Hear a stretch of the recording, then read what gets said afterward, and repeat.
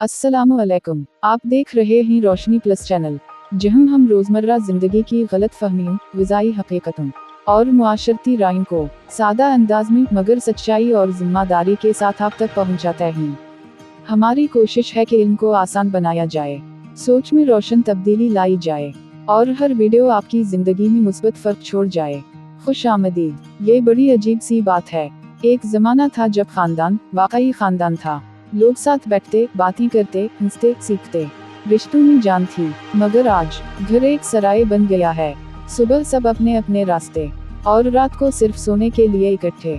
गुफ्तगू खत्म, मशवरा खत्म, मोहब्बत वाली महफिलें खत्म। पहले हुजरा होता था जहां बड़े बैठते, छोटे सीखते, किरदार बनते थे, नस्लीं सुनूरतें थीं।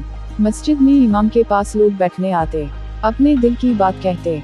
ऐसी महफिलें इंसान बनाती थीं। मगर आज ना हुजरा बाकी, ना बैठक, ना वो बैठने वाले लोग।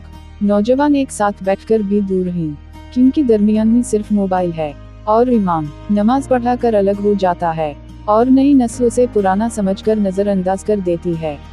यह किरदार बनाने वाला पूरा सिलसिला टूट चुका है। रिश्ते तो साथ हैं, बस दिल कहीं और हैं। आपकी तवज्जो का शुक्रिया।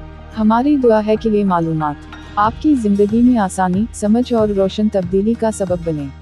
इल्म ढूंढें, खैर फैलाएं और हमारे साथ जुड़े रहें। रोशनी प्लस चैनल की तरफ से अल्लाह हाफिज।